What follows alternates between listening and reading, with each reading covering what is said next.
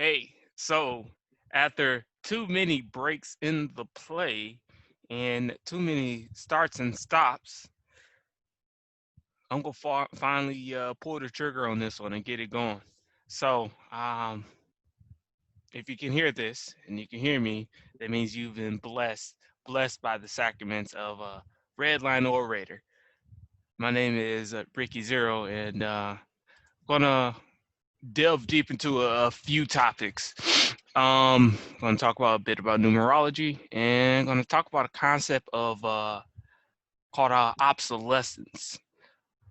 Um, and starting off, obsolescence and its theory within the business world, they use it to their benefit, and we're going to consumer obsolescence later on. But obsolescence is the state or process or conditioning of being or becoming obsolete.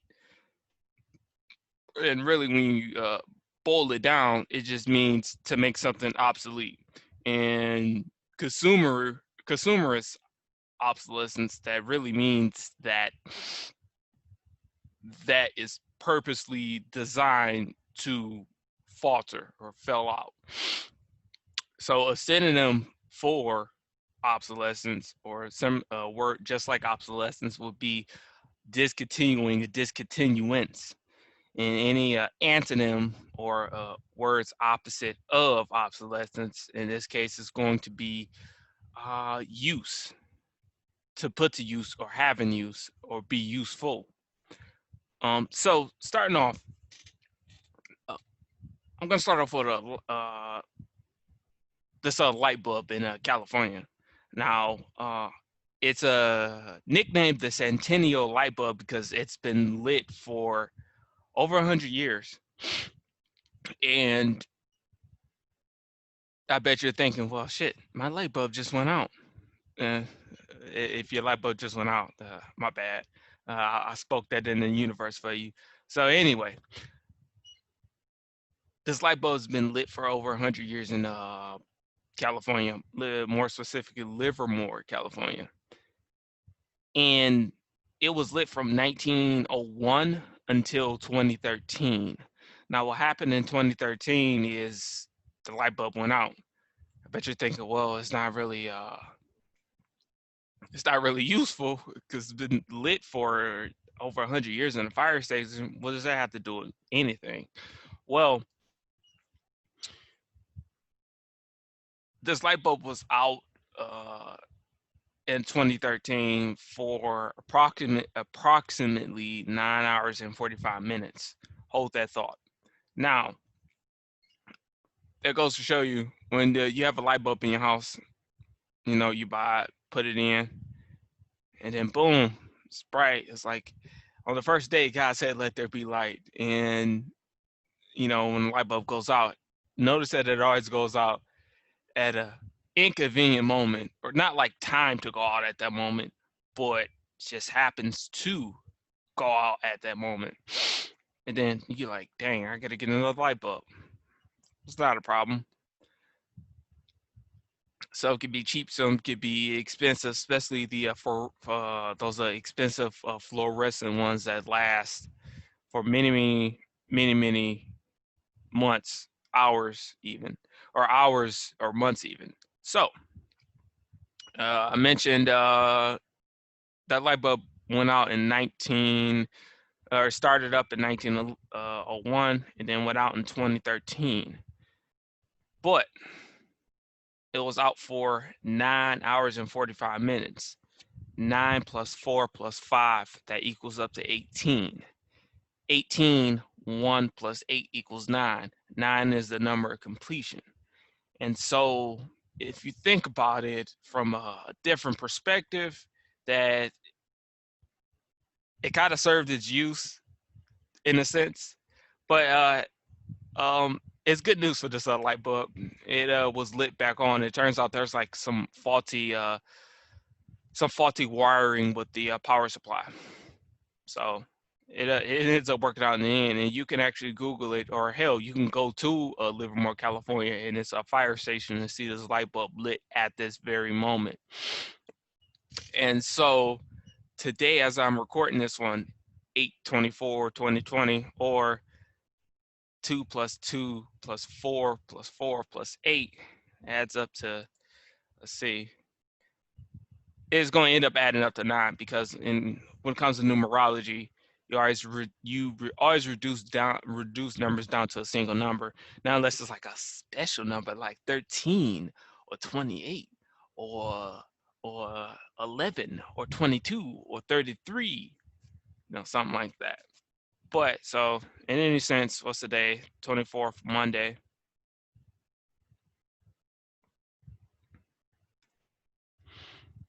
Today adds up to 18. Remember I said earlier that it was out for 9 hours and 45 minutes. So 9 hours and 45 minutes adds up to 18, those numbers. And then you break it down, 1 plus 8 equals 9. And today, if you add up today's date, August 24th, 2020, adds up to the number 18. 1 plus 8, 9. So I thought that was like, yo, the universe is saying there'd be no more breaks in the play on this one. Homie, run your podcast. So I mentioned obsolescence earlier. And I bring this up because think about how many big three cars you own. You're probably thinking, what is the big three? Ford, GM, and FCA. Or now they're calling themselves Stellantis. Sounds like a cheap pimp. Stellantis looking for you, girl. Anyway, ooh, girl, he rolling in his Stellantis. Oh my goodness, his Stellantis. Okay, anyway. So now we think about how many big three cars you've owned in your past, or how many you own right now, and think about how long they had last. Just think about it for a second. Or think about, if you got it, how long you think this one's gonna last. Hopefully I ain't wishing no ill on anybody who has one, but hopefully it lasts, serves beyond its use, serves its usefulness, and doesn't delve deep into obsolescence. But with big three cars, they do. Now, also think about all the people who own these cars, people who've been conditioned or to think, or who have been marketed towards buying these because, hey, this is American. Hey, this is a part of America. This is part of Americana. I gotta own it. But those big three cars, they built for leasing. Absolutely built for leasing. Because if you think about it, if you roll down any street nowadays, at least in this country, when somebody has a new big three car, it's always the latest and greatest model. Rarely or seldom do you ever see somebody with an older model. And you're probably thinking, well, stop shitting on the big three because that's part of America. And to do this to America would be to be against America. I ain't like that at all. But I am putting something into perspective, and that's the theory of obsolescence and planned obsolescence, or consumerist obsolescence. So, like I said, these cars are built for leasing. You get them when they just came up off the line, and you go on and sign the paperwork, sign the pink slip, all that whoop whoop, and then all of a sudden you got the new latest and greatest model of whatever expedition, escape, and all of that.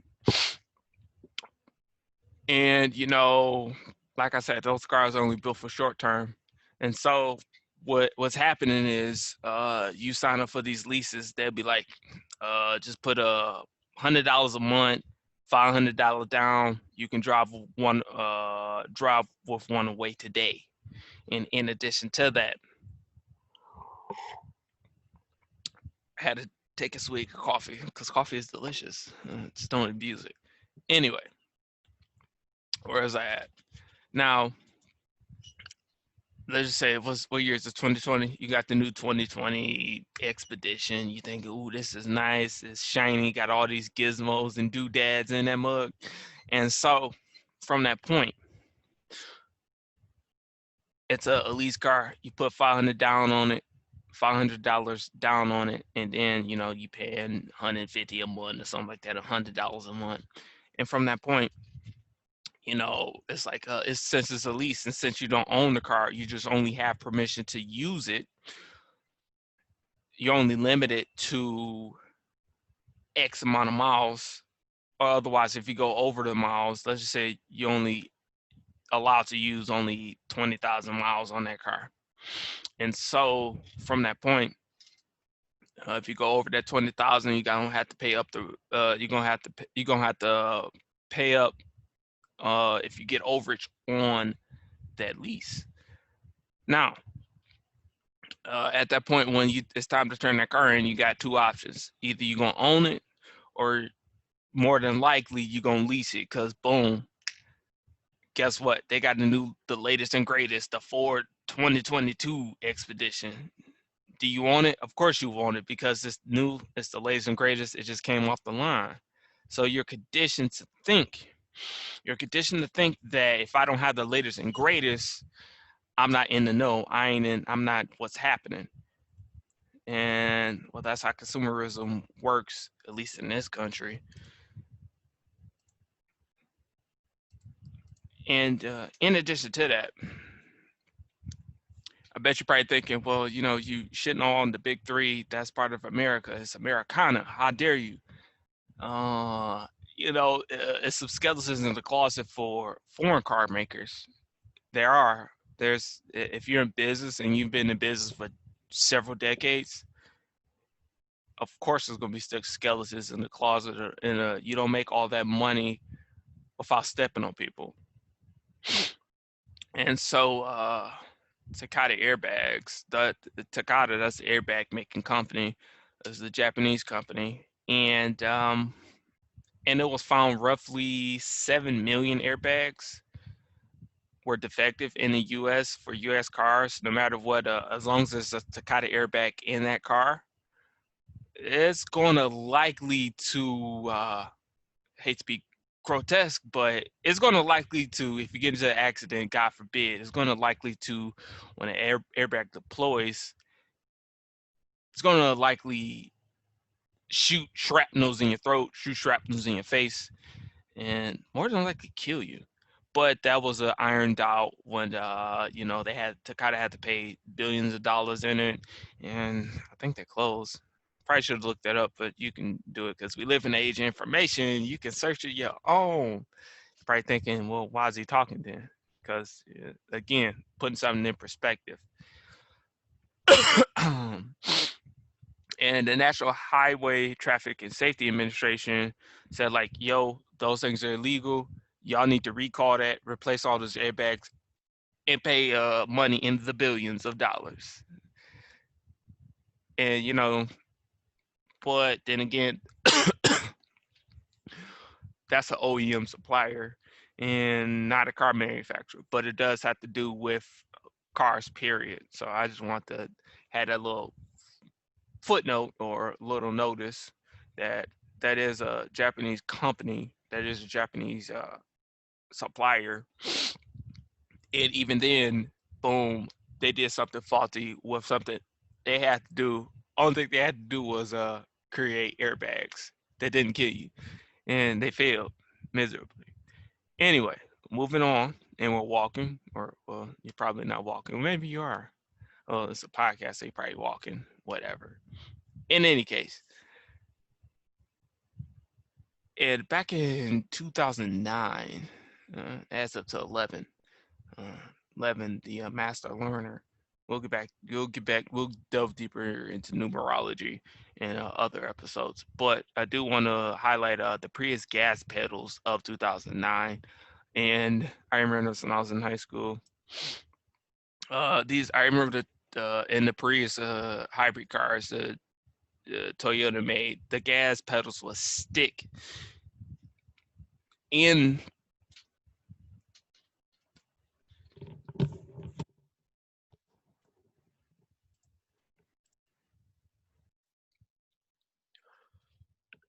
Now, back to I had to step away for a moment. Prius gas pedals back in 2009, they would stick. They would stick in when you're driving, like you can't even stop it. Well, if you don't have use an emergency brake, then yeah, that will lead to injury or death, and it did. And like I said, there were some deaths, but all in all, the issue was the floor mat was not sticking to the floor, and that will cause the gas pedals to stick. But you live and learn, I guess. So that was Toyota. Then another foreign car maker, Volkswagen, a VW. They have cars built with diesel engines, and these, when they're built with diesel engines, it was alleged to be more fuel efficient than regular petrol. But back in 2015, what's it add up to? Three, three and five, eight, eight. The number of money. So anyway, they had to pay money on that one, but there was over 500,000 cars in the United States alone that were programmed to automatically cheat the fuel standards, so it makes it look like it's more fuel efficient, but when in essence it wasn't really fuel efficient. It was pretty, I guess, normal. And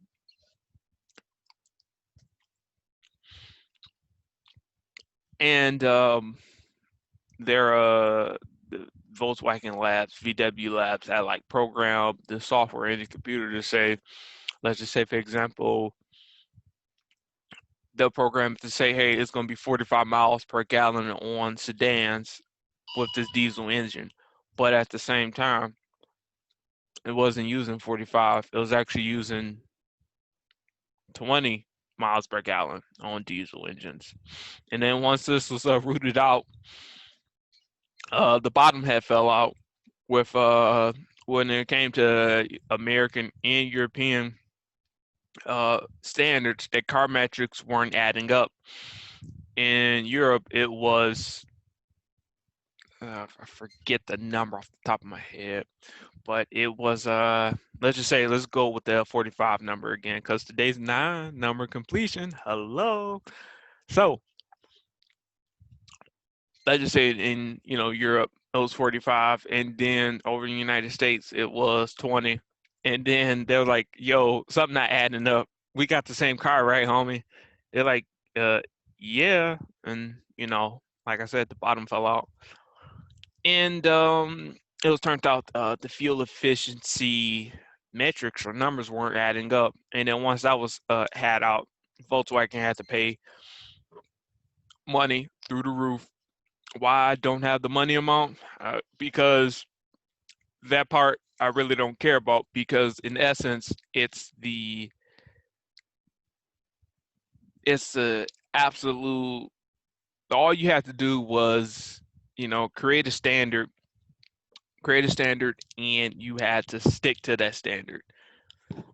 And in addition to that, um, we're going back to big 3 automakers: Ford, GM, FCA, or Stellantis. God, that sounds like a cheap car. Oh, more on them later down the road. I'll probably talk more on them. So, in recent years, as a matter of fact, it was last year and the year before, 2018, where it was found out that there were faulty transmissions in the Ford Fusion and Ford Fiesta. You're thinking like, okay, so what does that have to do with anything? So there's a whistleblower working at Ford who said like, yo, those transmissions, they effed up. We got to do something about that. And Ford was like, sweep it under the rugs, and that's not a problem. Stop talking so much. And in addition to that, you can look it up yourselves, but I'll add a link about those faulty transmissions in the description below. There were problems with these transmissions uh, when they switched the type of transmission, but they didn't really. I'm pretty sure they tested, but they didn't really give it more testing. And so switching from, I think it was like a turbocharger, some sort of transmission, sort of engine or something like that. That was honestly wasn't even built for those cars. They should have sat there and kept the same transmission, type of transmission, and it would have been good. And honestly, I would have bought me one because I drove a Ford Focus, the newer models, and honestly, that car was cool. I like it. I'm glad I ain't buy it though.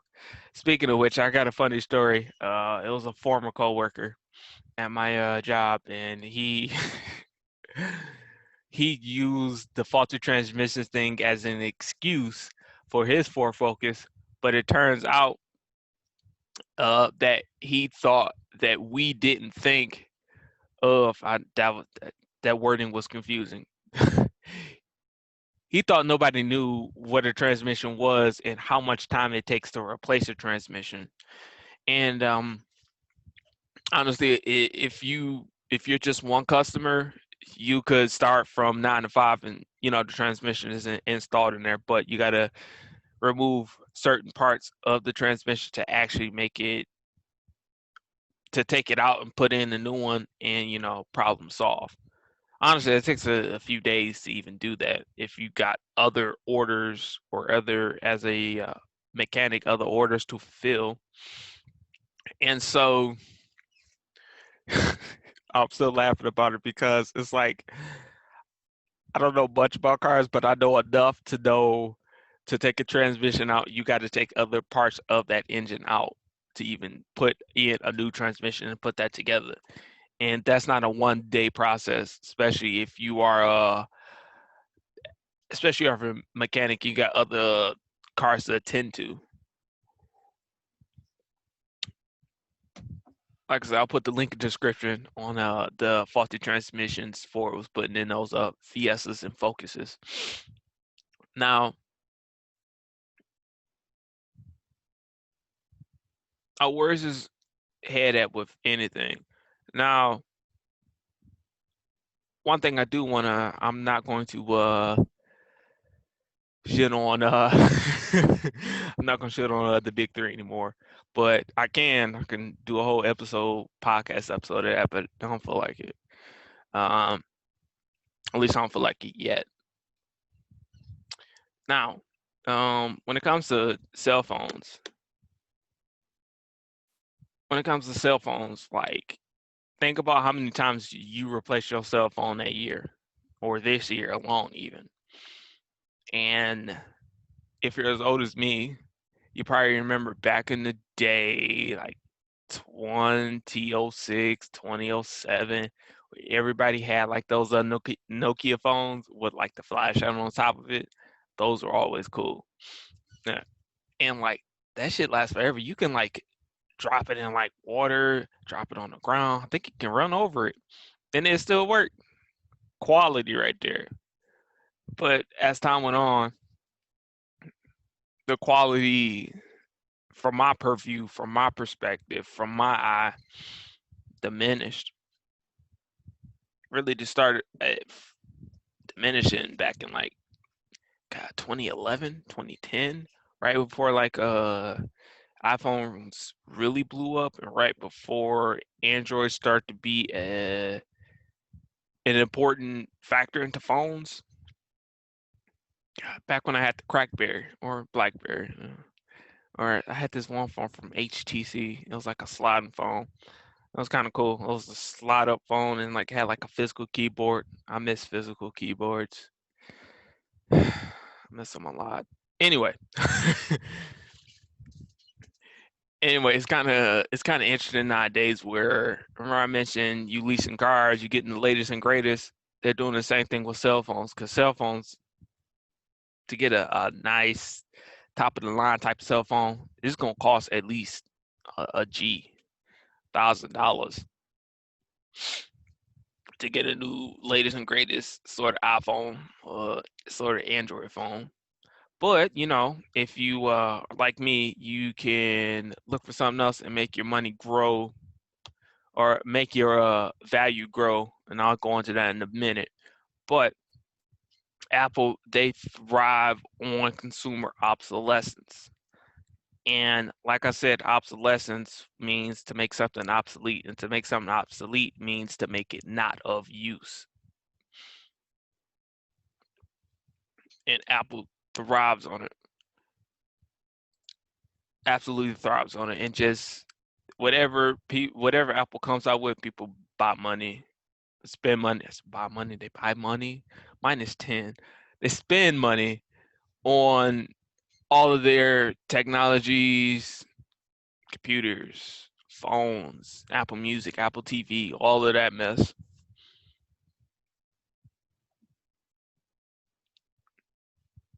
And like I said, think back when everybody had the Nokia phone. Them things lasted forever. And I will say in in less than in less than 10 years, I went through 2 laptops, 3 TVs, HD TVs at that. And I have bought a new phone every year. But all in all, it's like you gotta if you once you understand consumer obsolescence or whatever, you start to understand how can I make my money work for me? How can I get the value of the dollar? So phone I have right now is a Motorola. I think I paid like 300 for it. And I've had it for over 18 months. So 300, so that's $17 a month, give or take. And now people, like I mentioned earlier, people leasing iPhones too. And it's like you don't own the phone, you just have the permission to use the phone. And to own the phone, you gotta fork over $1,000 at least. And that's psycho. But in all, if you were to spend $1,000 on a phone and then do it for 18 months, that's like $55 a month. And I guess that's okay, but that's kind of crazy. But it's like, I guarantee you that's how much it costs to lease that phone too per month. So when you think about it, they're getting their money from you on that phone guaranteed. Whether if you had just bought it up in the first place. Again, make your money work for you. Make the value of that dollar actually shine. Let it talk. You're probably thinking, money talking, man, he crazy. But again, make the value of the dollar work for you, not the other way around. So, like I said, went through 2 laptops, 3 TVs, and I started to realize in the span of less than 10 years how much money is thrown into something.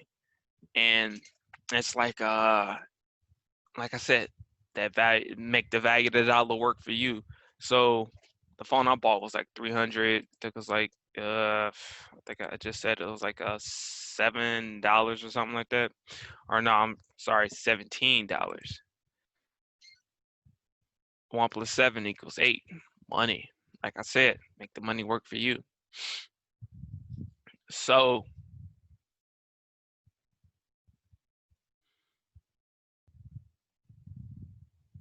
the rule I use is the 365 rule.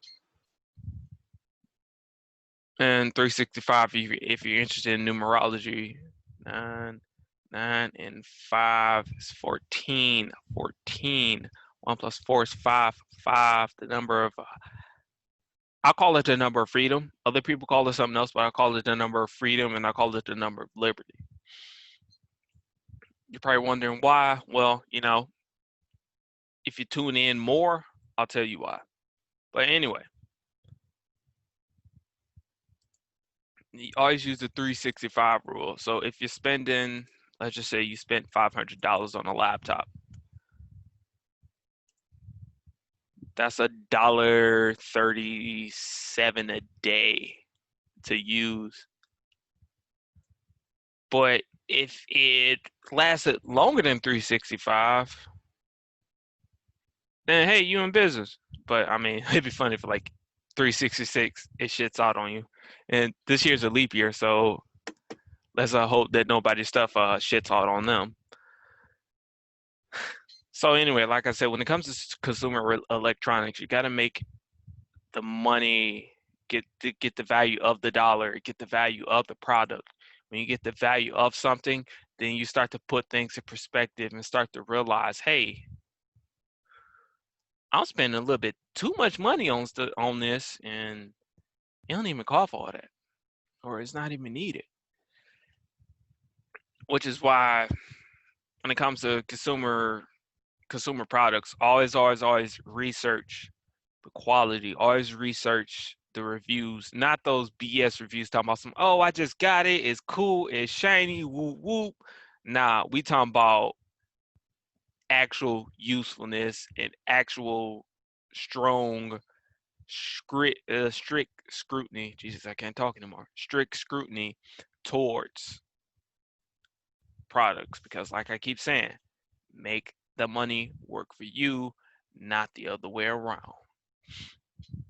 And so I talked about consumerist obsolescence. I talked about obsolescence, the theory of it. And what I'm trying to tie into all of this is money. Money makes the world go around. At least if you're greedy, it does. And this is America, so a lot of people are greedy.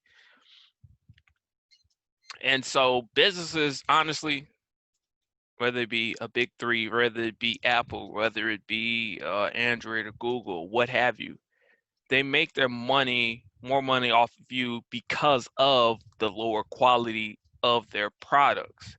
The lower quality, the more I got them on the hook to buy something else. Let me just come out with a new gizmo another year from now and have them buy it because it's new, it's new, it's happening, it's what's up, all of that. And this isn't to say anything you buy is trash, but I am saying plan on spending your money for the future, or saving or value for the future. Plan on spending something that will last in this consumerist society we live in. And we need to get out of that. I must have it. It's shiny. It's new. Whoop, whoop. I got it. I'm flaunting it. I'm showing it. All of this. And then a year later, oh, shoot, it doesn't want to work, or it's not as shiny as it used to be. You got to get out of that mindset, because that is how these companies, these manufacturers are making their money off of you. And like I keep saying, have the money work for you, not the other way around. And so bottom line, plan obsolescence. If you don't notice it, it will burn a hole in your pocket, an absolute hole in your pocket. And I'm going to wrap this one up. And I just want to say, I kept saying it and I'm going to say it again. Value your money. Don't let the money value you. Or make the money, but don't let the money make you. That's what I should say. And bonus points if you know where I got that quote from, because that's a very powerful quote. Such a very, the movie ain't funny, but I guess if you keep looking at it over and over and you grew up with it, it's effed up, but it's funny. But yeah, make that money, but don't let that money make you.